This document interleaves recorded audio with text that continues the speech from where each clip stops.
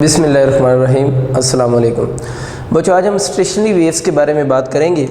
Stationery waves के बारे में पहली बात ये याद रखनी है कि stationary waves are also called standing waves, यानी इनको हम स्टैंडिंग वेव्स भी कहते हैं। इनको स्टैंडिंग वेव्स इसलिए कहते हैं कि वेव्स की वो स्पेशल टाइप है which can not transfer energy. बहुत इंपॉर्टेंट बात मैंने की है कि स्टैंडिंग वेव्स की वो स्पेशल टाइप्स हैं which can not transfer energy. अगर डिफरेंट वेव्स के नाम लिखे हुए हो ना और आपसे पूछें इनमें से कौन सी ऐसी वेव्स हैं जो एनर्जी ट्रांसफ़र नहीं करती, तो आप लोगों ने याद रखना है कि जो स्टेशनरी वेव्स हैं या जिनका दूसरा नाम स्टैंडिंग वेव्स है, इनके बारे में हम ये कहते हैं कि ये एनर्जी ट्रांसफ़र नहीं करती। बच्चों, हम ये देखते हैं कि जो स्टेशनरी वेव्स हैं वो प्रोड्यूस कैसे होती हैं। वैसे तो इसको प्रोड्यूस करने के डिफरेंट मेथड्स हैं। मैं एक बेसिक सी डायग्राम से आपको समझाता हूँ। सपोज़ करें आपके पास एक रोप है या स्ट्रिंग जिसे आप कह सकते हैं, उसको आप लोगों ने दोनों एंड से रिजिड सपोर्ट के साथ अटैच किया हुआ है।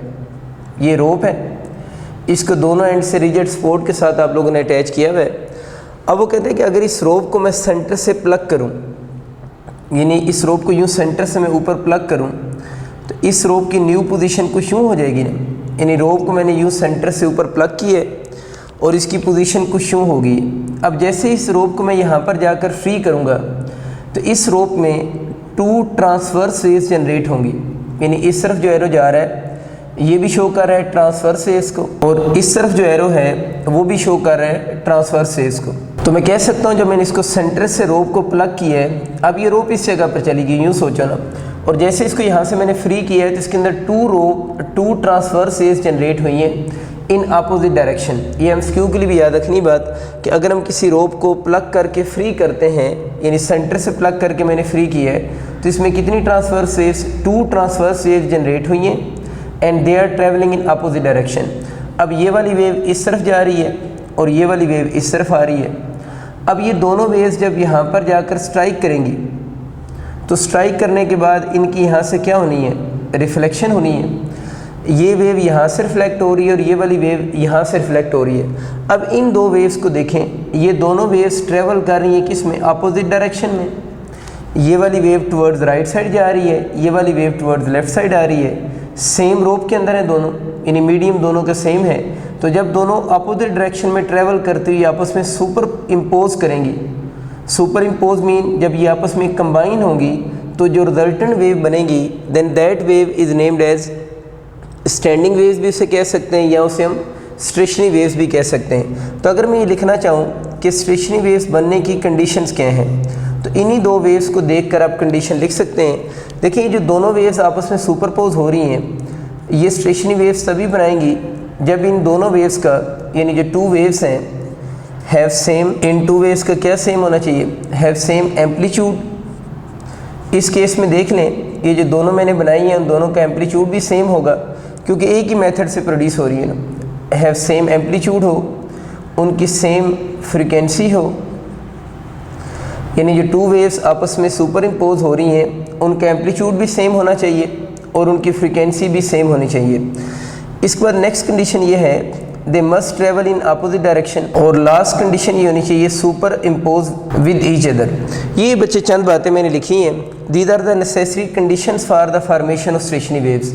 कि स्टेशनरी वेव्स कब बनेंगी, जब 2 वेव्स हों जिनकी एम्पलीट्यूड और फ्रिक्वेंसी सेम हो, वो ट्रेवल कर रही हों अपोजिट डायरेक्शन में और उसके बाद आपस में सुपर इम्पोज कर जाएँ, तो जो रिजल्टेंट वेव बनेगी then that wave is named as standing waves, या उसको हम क्या बोलते हैं, स्टेशनरी वेव्स कहते हैं। तो ये आप लोगों ने एमसीक्यू के लिए इसकी कंडीशन याद रखनी है। These are basic condition for the formation of stationary waves. अब जो बच्चे स्टेशनरी वेव्स होती हैं उनके अगर हम पॉइंट्स की बात करें तो जो नॉर्मल वेव्स होती हैं ना, उनके अंदर हम पढ़ते हैं कि उनके अंदर जिस तरह ट्रांसवर्स वेव्स होती हैं, जो नॉर्मल ट्रांसवर्स वेव्स हैं उनके अंदर क्रस्ट भी बनते हैं और उनके अंदर ट्रफ भी होते हैं।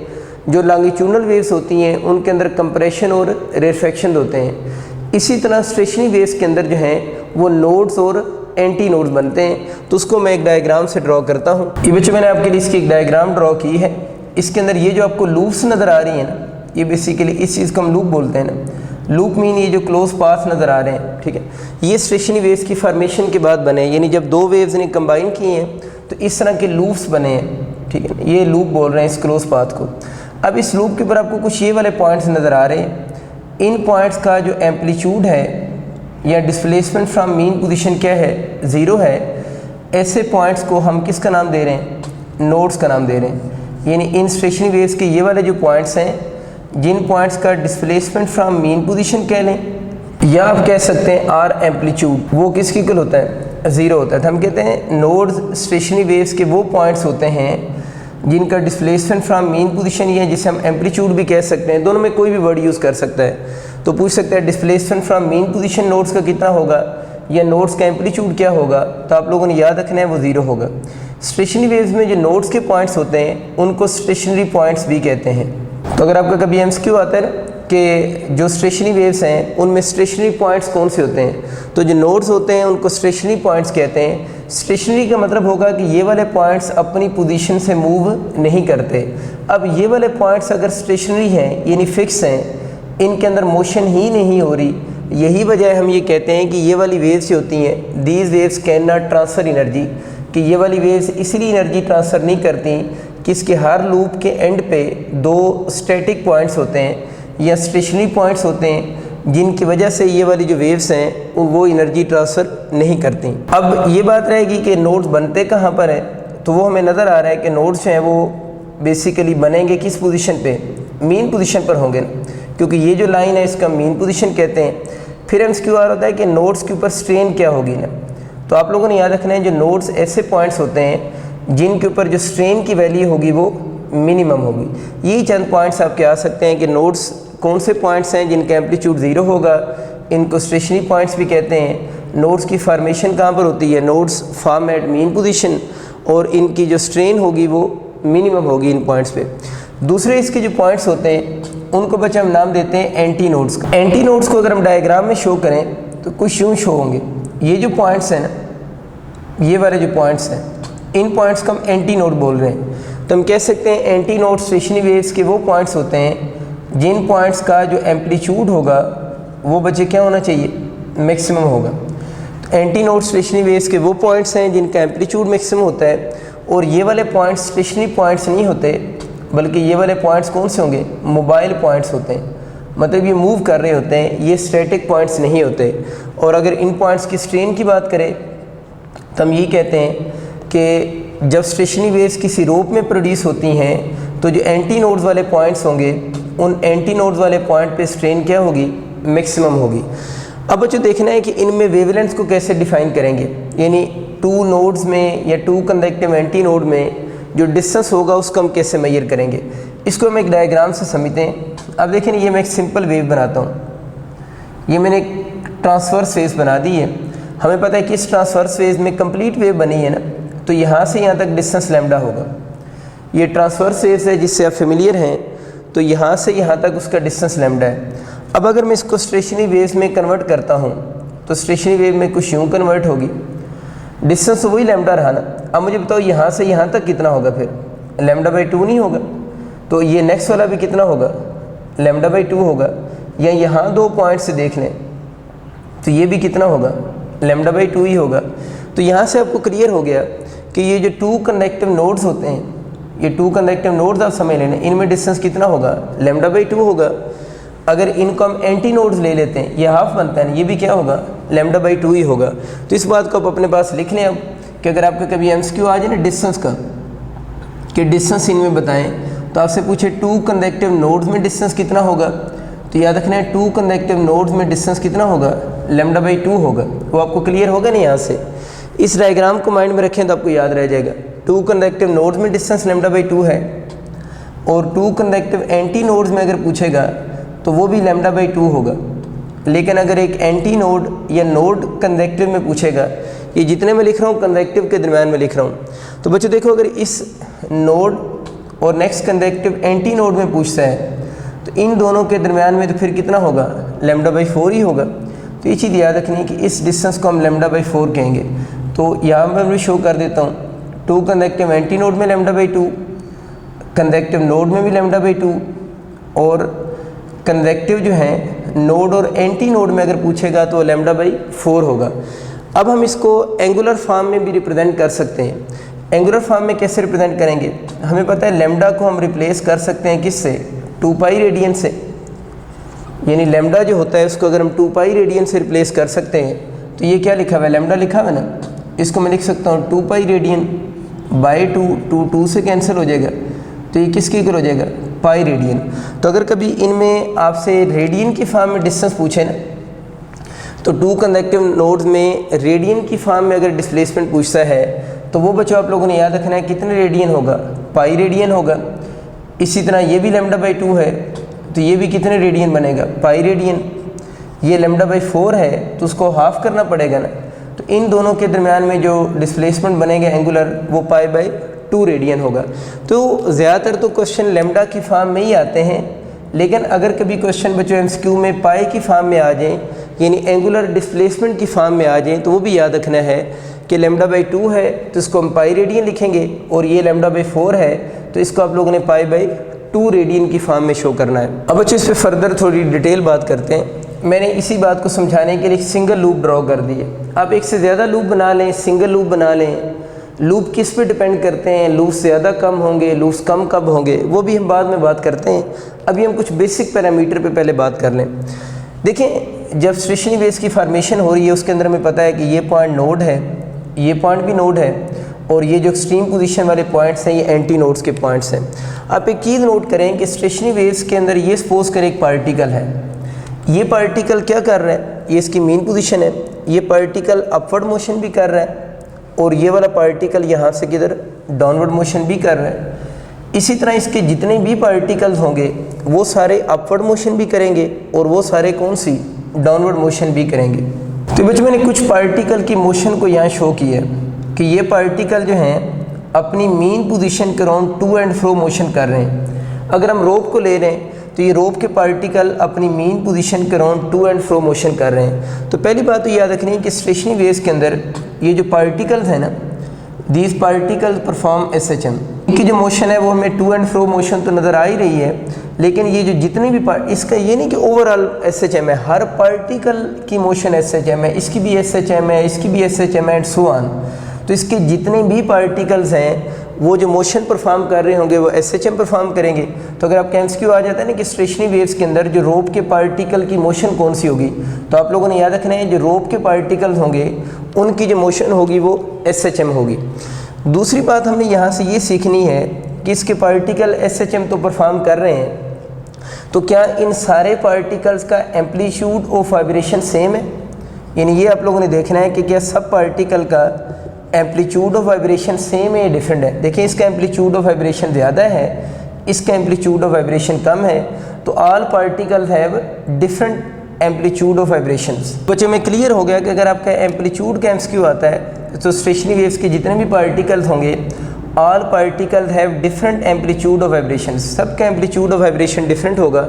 वो डायग्राम से आपको नज़र आ रहा है। एक और चीज़ की बच्चे बात करते हैं, हम लोगों ने पढ़ा हुआ है एनर्जी का डायरेक्ट रिलेशन होता है स्केयर ऑफ एम्पलीट्यूड के साथ। अब अगर इन सारे पार्टिकल्स का एम्पलीट्यूड ऑफ वाइब्रेशन डिफरेंट है, वो आपको नज़र भी आ रहा है, तो इन सारे पार्टिकल्स की एनर्जी भी डिफरेंट होगी। बहुत इंपॉर्टेंट बात। इसका मतलब है कि स्टेशनरी वेव्स एक लूप को माइंड में रखें ना, एक ही लूप के अंदर जितने भी पार्टिकल होंगे, जब MCQ आएगा यूँ आएगा कि एक लूप के अंदर जितने भी पार्टिकल्स हैं उनका एम्पलीट्यूड ऑफ वाइब्रेशन आप क्या चूज़ करोगे? डिफरेंट।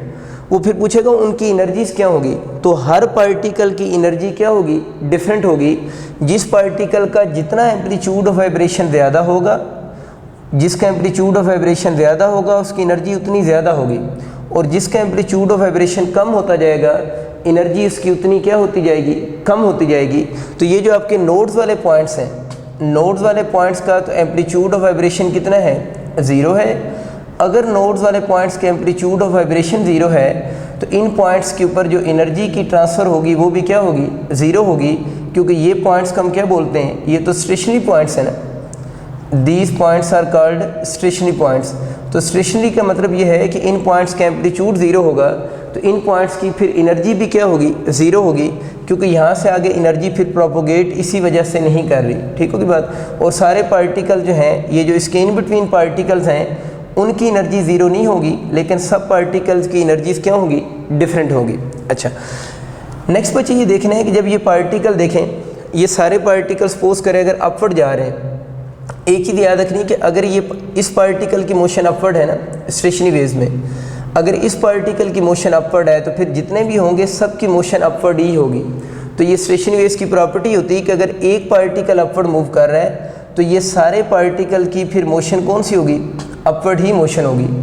और जब इनमें से ये वाला पार्टिकल सपोज करें अपनी डाउनवर्ड मोशन शुरू करता है तो सेम इंस्टेंट पे सारे कौन सी मोशन शो करेंगे, डाउनवर्ड मोशन शो करेंगे। यूँ समझें कि अगर सारे यूँ अपवर्ड जा रहे हैं तो सारे अपवर्ड जा रहे हैं, जब डाउनवर्ड आ रहे हैं तो सारे डाउनवर्ड आ रहे हैं। तो इनका ये सेम चीज़ होती है, अगर अपवर्ड जा रहे हैं सारे अपवर्ड जाएंगे, डाउनवर्ड आएंगे तो सारे किधर आएंगे, डाउनवर्ड आएंगे। तो ये बात आप लोगों ने याद रखनी है कि अब मैं इसको डायग्राम में यूँ शो करता हूँ ताकि आपको क्लियर हो जाए। देखिए इस वक्त सब की मोशन कौन सी है, अपवर्ड मोशन है ना। अगर सबकी डाउनवर्ड मोशन शुरू होगी तो जैसे ही कोई एक पार्टिकल डाउनवर्ड मोशन शुरू करेगा, सपोज करें इसकी डाउनवर्ड शुरू हुई है, तो इन सब की भी उस वक्त मोशन कौन सी शुरू हो जाएगी, डाउनवर्ड मोशन शुरू हो जाएगी। ठीक होगी बात। तो इसका मतलब ये हो कि इसमें ये नहीं होता कि ये अपवर्ड जा रहा है ये डाउनवर्ड होगा, ये अपवर्ड होगा ये डाउनवर्ड होगा, ऐसा नहीं है। अगर अपवर्ड जा रहे हैं तो सारे अपवर्ड जाएंगे, अगर डाउनवर्ड आ रहे हैं तो सारे डाउनवर्ड आएंगे। अच्छा, अब हमें ये तो नज़र आ गया है कि ये वाले पार्टिकल इसके SHM परफॉर्म कर रहे हैं, कभी अपवर्ड जा रहे हैं और कभी डाउनवर्ड जा रहे हैं। तो MCQ आ रहा था जब ये मीन पोजीशन से पास करेंगे, यानी जब ये पार्टिकल मीन पोजीशन से पास कर रहे होंगे, मीन पोजीशन समझ आ रही है ना, ये वाली जो पोजीशन है, जब ये पार्टिकल जो है नोड वाले पार्टिकल को तो आप इस कैलकुलेशन से निकाल ही देना क्योंकि वो तो रेस्ट में है ना, नोड्स वाले जो पॉइंट्स हैं उनके बिना की बात हो रही है अब। ठीक है, तो जब ये अपनी मीन पोजीशन से पास करेंगे तो मुझे ये बताएं कि मीन पोजीशन पे जब ये पास करेंगे एक चीज़ तो कंफर्म है, SHM है ना। और SHM जब कोई पार्टिकल SHM परफॉर्म करे, जब मीन पोजीशन से पास करता है तो काइनेटिक एनर्जी क्या होती है, मैक्सिमम होगी। तो जब ये सारे पार्टिकल अपनी मीन पोजीशन से पास करेंगे तो उनकी काइनेटिक एनर्जी क्या होगी, मैक्सिमम होगी। अब ये तो मैं समझ आ गया कि सब पार्टिकल की काइनेटिक एनर्जी मैक्सिमम होगी। सवाल ये है क्या सारे पार्टिकल की काइनेटिक एनर्जी सेम होगी। फिर बच्चों रिपीट कर रहा हूँ, बात को मिक्स ना कर लीजिएगा। हर पार्टिकल इंडिविजुअल SHM परफॉर्म कर रहा है। ठीक है, मैंने पहले ओवरऑल बात की कि अगर आपसे पूछे कि अगर एक वेव के पार्टिकल जो स्टेशनरी वेव्स बना रहे हैं जब वो मीन पोजीशन से पास करेंगे तो हम बोलेंगे उनकी काइनेटिक एनर्जी मैक्सिमम होगी, ओवरऑल काइनेटिक एनर्जी मैक्सिमम होगी। अब बात मैं ये कर रहा हूँ कि क्या इस पार्टिकल की काइनेटिक एनर्जी इसके साथ सेम होगी, तो इस पार्टिकल की इसके साथ काइनेटिक एनर्जी सेम नहीं होगी क्योंकि जिसका एम्पलीट्यूड जितना ज़्यादा होगा उसकी काइनेटिक एनर्जी उतनी क्या होगी, ज़्यादा होगी, और जिसका एम्पलीट्यूड जितना कम होगा उसकी काइनेटिक एनर्जी उतनी कम होगी। शायद आपको याद हो आप लोगों ने SHM के टॉपिक में मैक्सिमम काइनेटिक एनर्जी का फार्मूला भी पढ़ा था 1/2 kx0 तो काइनेटिक एनर्जी का एम्पलीट्यूड के साथ डायरेक्ट रिलेशन था ना, x0 एम्पलीट्यूड था ना। जिस वैसे तो ये फार्मूला स्प्रिंग के लिए था लेकिन सब के ऊपर हम अप्लाई कर सकते हैं, बस k को रिप्लेस करना होता है ना जब कोई और सिस्टम यूज़ होता है। तो काइनेटिक एनर्जी का एम्पलीट्यूड से डायरेक्ट रिलेशन है। जब एम्पलीट्यूड ज़्यादा होगा जिस पार्टिकल का तो उस पार्टिकल की काइनेटिक एनर्जी भी क्या होगी, ज़्यादा होगी। तो मैं यहाँ पर कह सकता हूँ कि all particles have different kinetic energies, यानी इस पार्टिकल की इस पार्टिकल के साथ काइनेटिक एनर्जी मैच नहीं करेगी। तो मैंने लिख दिया कि all particles have different kinetic energies, लेकिन जो भी पार्टिकल जब अपनी मीन पोजीशन से गुजरेगा तो अपनी उस पूरी मोशन की उसकी काइनेटिक एनर्जी क्या होगी, मैक्सिमम होगी। दूसरी बच्चों बात ये सोचने वाली है क्या ये सारे पार्टिकल अपनी मीन पोजीशन से एक ही वक्त में गुजरते हैं। तो मैंने क्या बताया था कि अगर ये पार्टिकल अपवर्ड जा रहा है तो ये सारे किधर जा रहे हैं, अपवर्ड। अगर ये डाउनवर्ड आ रहा है तो सारे किधर आ रहे हैं, डाउनवर्ड। तो इसका मतलब है कि all the particle pass through the mean position at same instant. इस बात को लिख लेते हैं। मैंने बच्चों लिखा है all particle cross the mean position at same instant. सारे पार्टिकल सेम इंस्टेंट पे क्रॉस करेंगे। मुझे जल्दी से बताओ विद सेम वेलोसिटीज और डिफरेंट वेलोसिटीज। जब काइनेटिक एनर्जी सबकी बच्चों डिफरेंट है तो सबकी वेलोसिटीज भी क्या होंगी, डिफरेंट होंगी। तो मैं पूरी बात लिख देता हूँ all particle cross the mean position at same instant. बहुत अच्छा MCQs with different velocities, with v different, सबकी जो वेलोसिटीज होंगी वो डिफरेंट होंगी। ठीक है, तो जब मीन पोजीशन से पास करेंगे तो सब सेम इंस्टेंट पे यानी एक ही वक्त में पास करेंगे, लेकिन सबकी वेलोसिटीज क्या होंगी, डिफरेंट होगी। एक तो ये चंद बातें आप लोगों ने याद रखनी है और ये बेसिक कंसेप्ट हैं जो आप लोगों के यूजुअली यूज़ हो रहे होते हैं। एम्पलीट्यूड के क्वेश्चन आते हैं, एनर्जीज़ के क्वेश्चन आते हैं, क्योंकि ज़्यादातर स्टूडेंट इस पूरी वेव को एक ही चीज़ समझ के पढ़ रहे होते हैं ना, तो आप लोगों ने पार्टिकल लेवल पे जाके बात करनी है कि हर पार्टिकल के बिहेवियर क्या है, क्योंकि ज़्यादातर यूनिवर्सिटी में जब एमसीक्यूज़ आते हैं तो वो पार्टिकल्स को डिस्कस करते हैं, तो वो पूरी वेव के जो फार्मूले हैं वो तो भी पढ़ ही लेंगे, वो तो हर किसी को चीज़ें पता है ना। तो आप इन चीज़ों पे थोड़ी ज़्यादा बात करें कि आपको ये पता हो स्ट्रेन की क्या कहानी है, स्पीड की क्या कहानी है, एनर्जीज़ की क्या स्टोरी है, पोटेंशियल एनर्जीज़ कैसी है, इस पे थोड़ी अच्छी एफर्ट्स करें। बाकी फार्मूलाज या कैलकुलेशन वो तो बेसिक सी चीज़ें हैं, वो हम उसको इसके बाद उसको स्टार्ट भी करते हैं। अच्छा, आपको मीन पोजीशन पे थोड़ी सी स्टोरीज़ की समझ आ गई। बच्चों थोड़ा सा इनकी पोटेंशियल एनर्जीज़ को लिंक करते हैं। अभी मैंने आपको पहले बताया था कि जो स्टेशनरी वेव्स होती हैं इनको स्टैंडिंग वेव्स इसलिए कहते हैं कि these waves can not transfer energy. जब ये एनर्जी ट्रांसफ़र नहीं करती तो इनकी एनर्जी तो कांस्टेंट होती है। एनर्जी जब ट्रांसफ़र ही नहीं हो रही तो एनर्जी कांस्टेंट रहेगी। लेकिन इन वेव्स के अंदर जो काइनेटिक एनर्जी है ना, वो किस में कन्वर्ट हो रही होती है, पोटेंशियल में, और जो पोटेंशियल है वो किस में कन्वर्ट हो रही होती है, काइनेटिक में। ये बात याद रखनी है कि इन स्टेशनरी या standing waves total energy remains constant but kinetic energy is converted into potential and potential energy is converted into kinetic. और याद ये बातें रखनी है कि जब ये पार्टिकल, कोई भी पार्टिकल अपनी एक्सट्रीम पोजीशन पर होगा, देखिए हर पार्टिकल की अपनी एक्सट्रीम पोजीशन होगी ना, हर पार्टिकल की एक्सट्रीम पोजीशन डिफरेंट होगी क्योंकि सबका एम्पलीट्यूड ऑफ वाइब्रेशन डिफरेंट है। तो जब ये पार्टिकल एक्सट्रीम पोजीशन पर होंगे, इस पार्टिकल को सोच लें, इसको सोच लें, इसको सोच लें, जब ये पार्टिकल एक्सट्रीम पोजीशन पे होंगे तो उस वक्त बच्चों आप लोगों ने याद रखना है इनकी पोटेंशियल एनर्जी क्या होगी, मैक्सिमम होगी। और जब ये पार्टिकल कहाँ से गुजरे होंगे, अपनी मीन पोजीशन से गुजर रहे होंगे, उस वक्त अभी हम लोगों ने पढ़ा है इन पार्टिकल की काइनेटिक एनर्जी क्या होगी, मैक्सिमम होगी। तो ओवरऑल बात याद रखनी है कि जब ये पार्टिकल, स्टेशनरी वेव्स के पार्टिकल जब एक्सट्रीम पोजीशन पर होंगे तो एक्सट्रीम पोजीशन पे उनकी क्या मैक्सिमम है, पोटेंशियल मैक्सिमम है। जिस तरह एसएचएम में होता है, जब कोई बॉडी एसएचएम परफॉर्म करता है तो एक्सट्रीम पोजीशन पे potential maximum, kinetic zero. Extreme position पे ही होता है ना, पोटेंशियल मैक्सिमम होती है और हम काइनेटिक को ज़ीरो बोलते हैं। और जब वो मीन पोजीशन से पास कर रहा होता है उस वक्त अगर काइनेटिक मैक्सिमम है तो फिर पोटेंशियल फिर बच्चों क्या होगी, ज़ीरो होगी।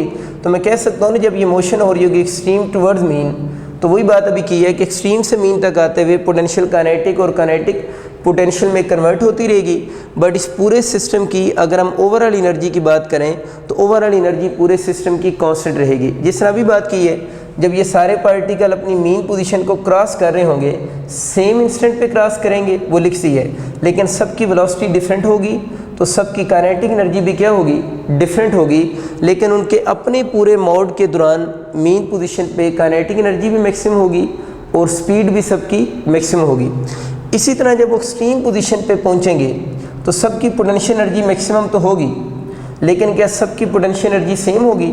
जिस तरह काइनेटिक एनर्जी के फार्मूले में एम्पलीट्यूड का स्केयर आता है, इसी तरह मैक्सिमम पोटेंशियल एनर्जी का फार्मूला भी हाफ के एक्स नॉट स्केयर होता है ना। वो भी अगर आप एम्पलीट्यूड ऑफ वाइब्रेशन आप इंक्रीज़ कर देते हैं तो पोटेंशियल एनर्जी भी क्या हो जाएगी, इंक्रीज़ हो जाएगी। मतलब जिस पार्टिकल का एम्पलीट्यूड ऑफ वाइब्रेशन ज़्यादा होगा उसकी एक्सट्रीम पोजीशन पे पोटेंशियल एनर्जी बाकियों से क्या होगी, ज़्यादा होगी। तो ओवरऑल देखा जाए तो सब पार्टिकल की एक्सट्रीम पोजीशन पे पोटेंशियल एनर्जी मैक्सिमम है, लेकिन अगर एक पार्टिकल को दूसरे पार्टिकल के साथ कंपेयर करें तो क्या सब पार्टिकल की आपस में सेम है?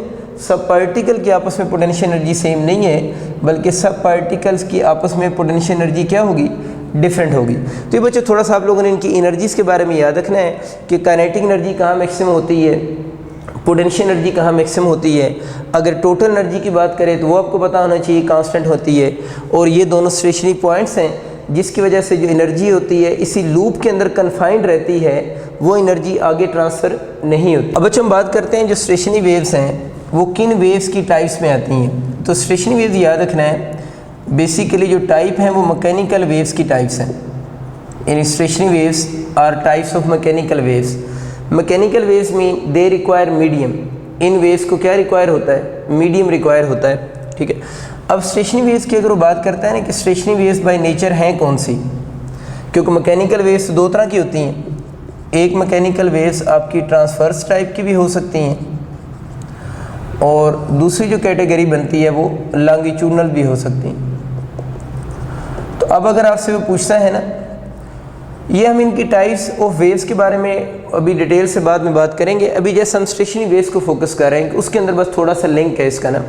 तो अगर आपका एमसीक्यू आता है ना, जो स्टेशनरी वेव्स हैं वो ट्रांसवर्स होती हैं, या जो स्टेशनरी वेव्स हैं, स्टेशनरी वेव्स खुद के हैं मैकेनिकल हैं, ये एक अलग बात है। मैकेनिकल क्यों बोल रहे हैं कि इनको क्या रिक्वायर होता है, मीडियम रिक्वायर होगा इनकी फार्मेशन और प्रोपोगेशन के लिए।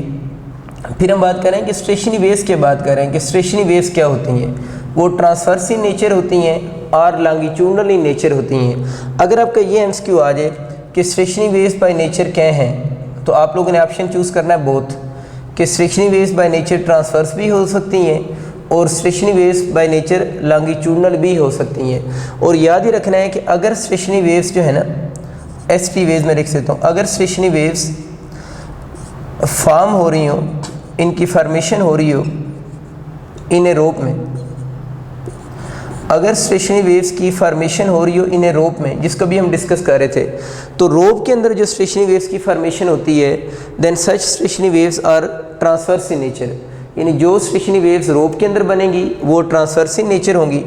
आगे हम चलकर एक टॉपिक पढ़ेंगे, स्टेशनरी वेव्स की फॉर्मेशन पढ़ेंगे आर्गन पाइप के अंदर, ठीक है। आर्गन पाइप भी इसको कहते हैं, कुछ लोग इसको एयर कॉलम भी कहते हैं। तो आर्गन पाइप या एयर कॉलम के अंदर जो स्टेशनरी वेव्स की फॉर्मेशन होती है, then such stationary waves are longitudinal in nature, वो लॉन्गिट्यूडनल इन नेचर होंगी। तब अगर आपका एमसीक्यू जनरल से एमसीक्यू आता है कि स्टेशनरी वेव्स बाय नेचर कौन सी हैं, तो बोथ ऑप्शन चूज़ करेंगे कि वो ट्रांसवर्स भी हो सकती हैं, वो लॉन्गिट्यूडनल भी हो सकती हैं, अगर क्वेश्चन में just stationary wave word use हो रहा हो। लेकिन अगर वो कह दे कि स्टेशनरी वेव्स इन अ रोप, जो रोप के अंदर स्टेशनरी वेव्स की फॉर्मेशन हो रही है, वो स्टेशनरी वेव्स बाय नेचर क्या होंगी, फिर ट्रांसवर्स होंगी। अब बोथ ऑप्शन नहीं हो सकता। या अगर आपका क्वेश्चन आ जाए कि स्टेशनरी वेव्स की फॉर्मेशन हो रही है आर्गन पाइप या एयर कॉलम के अंदर, तो वो बाय नेचर क्या हैं, वो ट्रांसवर्स हैं या लॉन्गिट्यूडनल हैं, ये बोथ हैं, तो फिर भी बोथ ऑप्शन नहीं होगा। जब उसने आर्गन पाइप या एयर कॉलम का वर्ड यूज़ कर दिया है, तो ऐसी स्टेशनरी वेव्स जो होंगी वो लॉन्गिट्यूडनल वेव्स होंगी, ठीक, या लॉन्गिट्यूडनल इन नेचर होंगी, ठीक है। अब बच्चों अभी हम पहले जो डिटेल से डिस्कस करेंगे वो हम उन स्टेशनरी वेव्स की फॉर्मेशन को डिस्कस करेंगे जो रोप में बनती हैं, और फिर हम बाद में डिस्कस करेंगे उन स्टेशनरी वेव्स को जो आर्गन पाइप में जिनकी फॉर्मेशन हो रही है।